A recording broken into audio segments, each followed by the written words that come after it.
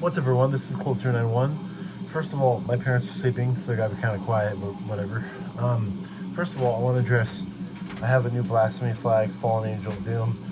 You can't really see it from this angle, but it's covering most of my closet door, so it's kind of like my new door closet, which is nice. Um, but yeah, today we're going to be talking about the evolution of war metal, how it started, where it started, and some of the bands that really defined the genre. Speaking of which, we are blasting Blood Upon the Altar, Blasphemy. This is not the album I'm going to be talking about when it comes to Blasphemy, but this is maybe as influential as the one I'm going to be talking about. So, anyway, great album. They were going to be playing along while we're talking about some more metal. So, yeah. So for the first album, which is where war metal got its starting point, we have Sodom, In the Sign of Evil, and Obsessed by Cruelty. As many of you know, this album really was a starting point for black metal as well as war metal, and some might argue death metal also. Um, this is basically just thrash with way more disgusting vocals, and way more death growls vocals as opposed to the thrashy kind of like anthemics quality of stuff like Testament or like Anthrax. Sodom was one of the first bands to really add in the death growls that war metal, black metal, and death metal would go on to make a mainstay in the genre. And Sodom was one of the first to do that. Songs like Blasphemer, Burst Command to War, Outbreak of Evil, um, Obsessed by Cruelty, Death Like Silence. These songs have influenced so many bands, not just within war metal, but within metal as a whole, that it's unbelievable. And then when you connect it to the history of war metal, it makes you respect this album even more, because it really gave birth to so many bands. So yeah. Anyway, classic album that you all know. Next, we go to Sarcophago, INRI or INRI, whichever one you want to say. This is the Brazilian, the debut from Brazilian black death metal gods, Sarcophago. Um, as most of you know, Sepultura was around this time also. The early Sepultura stuff, Morbid Vision, Schizophrenia, all that stuff. But to me, this is where war metal really got its footing. Sodom was kind of the first step in the war metal direction, but Sarcophago was the one where it really started to find its own sound. With Sodom, it was still an extension of thrash and death metal, where Sarcophago, it kind of became its own genre. It defined the sound. If you look at Christ's Death, which was later covered by Conqueror, Ready to Fuck, Death Thrash, Desecration of Virgin, Nightmare, which is my personal favorite song. These songs are all just war metal, but way earlier. This is war metal without the war metal sound at this point. But it was the sound was just starting to really properly come into its own.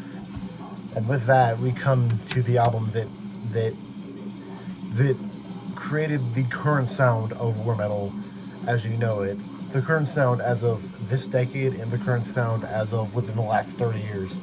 We have Blasphemy, Fallen Angel of Doom. This is just perfect. This album is fucking flawless. I got the flag now, so it doesn't get more consistent, more consistently primitive, and more consistently just evil than this album. We got Hoarding of Evil Vengeance, God is a Perversity, Waltzing in Blood, Darkness Prevails. It's just the whole track list is nothing but fantastic. And yeah, it's just iconic. If you look at the old Mayhem photo shoots, you can even see, I want to say Hellhammer, you can see him wearing a Blasphemy of All Angel Doom shirt. And then you can also see Euronymous wearing a Blood Upon the Altar shirt. So Blasphemy not only started the war metal scene, but they also influenced bits and pieces of the Norwegian scene. So they commanded respect during this era. And Blasphemy to this day, I think there's more aggressive bands than Blasphemy at this point, but there's never been a band that really has copied them in a effective way. The only bands that really are good, that are Blasphemy clones, have evolved in some way. Bands that have copied Blasphemy and kind of stayed stagnant aren't that respected nowadays, because there's always going to be the original Blasphemy. There'll never be a need for the copycats because Blasphemy is so beloved. And yeah, it's just a masterpiece of a record. This is where Blasphemy, as well as War Metal, got its footing, and it's irreplaceable. So yeah. Next we have an album maybe just as iconic. We have Beherit, Oath of Black Blood. And this is, I remember I heard Beherit way before I heard Blasphemy, which is kind of odd to me. And I kind of credit them as being the pioneers of War Metal. They're not. It's Blasphemy. But Beherit not only, I think, had a bigger reach than Blasphemy, they also copied the sound in the early days and kind of was able to get Blasphemy's message out, for lack of a better word, you know? Grave Desecration, Witchcraft, Demoncy, Black Mass Prayer, Hail Satanas.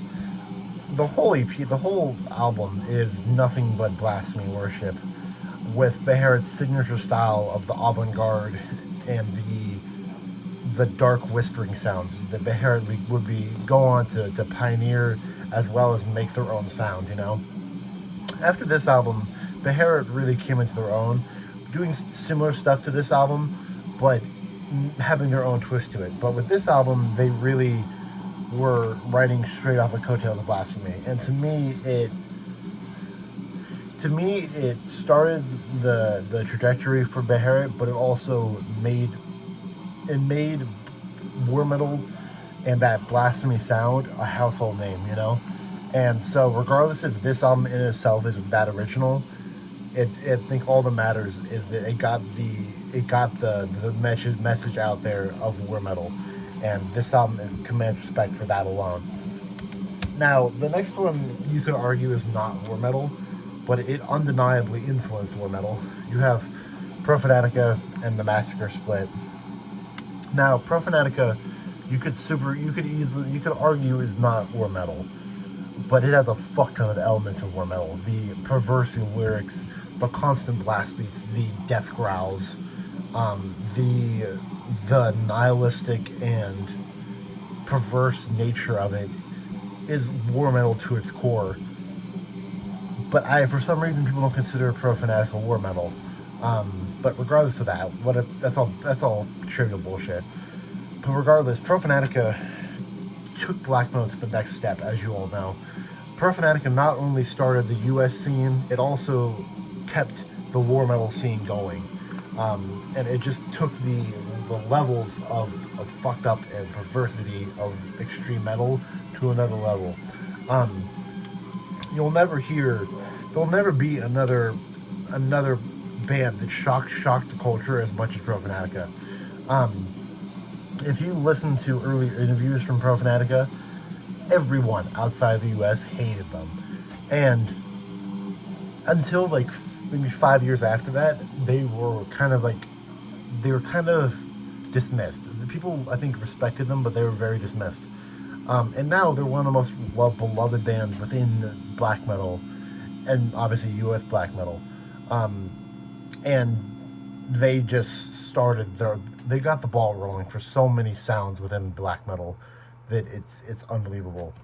But yeah, this is, like I said, one could argue this is not War Metal, but it fucking kept the ball rolling, and you gotta applaud it for that. So yeah, and it's also a fucking kick-ass EP. So next we have Conqueror, Antichrist Superiority. I believe this is the debut from Conqueror. As I mentioned on here earlier, we got Christ's Death, Sarcophago cover. So that's Sarcophago rearing their head and saying, you know, we are the founders of this fucking genre, or at least one of them. And Conqueror really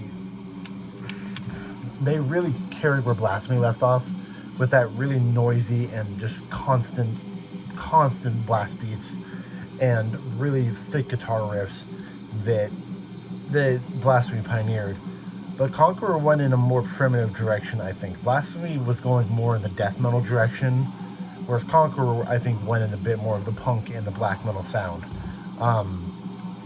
If you look at Command for Triumph, That song is, and that song and the whole album obviously is just pure fucking ballistic noise, and it's crazy to think this started all from Sarcophago, because at this point we've already strayed so far from Sarcophago, and it doesn't, this album started this, from my opinion. You got Blasphemy defining the 90s to this album, and then from this album on, Conqueror defines war metal, and that can all obviously be attributed back to Blasphemy. So you got that. But yeah, Conqueror is just incredibly iconic and just primitive stuff. It's basically Revenge, but I think even more noisy and just way more, primitive. I mean, they're basically the same band, but I think Conqueror has always been just a bit more wall sound-esque, and I really love that about them. So, speaking of Revenge, we got Revenge, Triumph, Genocide, Antichrist. Now, this is a different side of war metal, because this album is undeniably constant audio just destruction. But a couple songs in here are really fucking riffy. You got Attack the Enslaver, Altar, Triumph, Blood of My Blood. Up until this point, you didn't really get riffy war metal. Sarcophago had a lot of good riffs, but that's just because they weren't really defined as war metal yet. They kind of were still starting the genre. But this is well into the creation of war metal, and it had a lot of riffs, and it didn't lose any of the hate. I think Revenge, to this day, is maybe the best war metal band ever. I mean, you can see, kind of, I'll show you. You see the Revenge flag right there. So, anyway, yeah, Revenge to this day is one of the best black metal, war metal bands in the history of the genre. They invoke such a militant and nihilistic and just take no prisoners, take no bullshit attitude that is just unreplicatable. It's interesting because, as most of you know, this is the same lineup really as Conqueror. So, they wrote off the coattails of Blasphemy. But Revenge is where I think they made their own sound. And a lot of bands like, say, Dio Collection, Antichrist, Siege Machine, Abysmal Lord, a lot of them take influence from Blasphemy, obviously. But Revenge is an influence that can't go unnoticed, and it's iconic shit. So, yeah, fucking primitive ass record it can't be topped. So, anyway, I'll be right back. All right, what's up, everyone? I literally just paused so I could switch out the CD. We're now listening to Profanatica, the Curling Flame of Blasphemy. Fantastic record, came out in 2016. It's one of their better albums, I think. But yeah, for the final two albums, we have Black Witchery, Upheaval of Satanic Might. As I mentioned earlier, Blasphemy kind of started the war metal sound by going in a more of a death metal oriented sound, and Conqueror took a more punk black metal direction. And to me, Black Witchery carries off the coattails of primarily Conqueror. If I remember correctly, they on the album after this, they even cover Kingdom Against Kingdom by Conqueror. So, but yeah, Black Witchery is just some of the most primitive shit you've ever heard. It's Black Witchery. I feel like is the next step up from even shit like Blasphemy. It's way more militant and way more horrifyingly harsh vocals, and they sound more like demented screams as opposed to vocals, which I really like about them. It's just complete, just audio terror and desecration, and just the embodiment of a pissed off workout. It's the perfect album if you want to get your adrenaline up when you're going to try to go for a PR. Profane Savagery, Holocaust Summoning, Darkness Attack, Scorned and Crucified. Just, it's a flawless record. I will say, it's not my favorite one. I think I prefer the debut and the one after this to this. But this one I feel like really defined the genre the most. And also I think it was the most popular, so there's that. But But yeah, it's just a fucking brilliant record that carries off the coattails of Conqueror. And I mean, obviously we got Revenge, but I always love seeing Conqueror worship, so good on them. For the final record, we have the newest one that we'll be talking about. We have Abysmal Lord, Bestiary of Immortal Hunger. Now, this is by no means my favorite album by them. It is 100% Disciples of the Inferno. But this is the only CD of theirs I can find, so it's the only one I can talk about. See, the funny thing is, Black Witchery carries more on the Conqueror direction, whereas Abysmal Lord is like fucking blasphemy plagiarism, you know? It's like identical, even down to the look of the CD. I'll show you. Compare the back of Fallen Angel of Doom to the back of Abysmal Lord. It looks very, very similar. So, Abysmal Lord is just super obvious blasphemy worship, and to me, it's a bit less pummeling than blasphemy. It's a lot more casual sounding to me, but it's a good way to get into the genre. I feel like the best bands to get into the genre are Early Beharit, specifically Drawing Down the Moon, because that's with a lot of synthesizer. But Early Beharit and Abysmal Lord, I feel like are really good for getting into war metal. And the song Anti-Semen, a Ceremonial Pseudo-Christ, a fucking awesome song. And it's just, this album is really blasphemy, Fallen Angel of Doom, but I guess without the inspiration, you know? Because they're kind of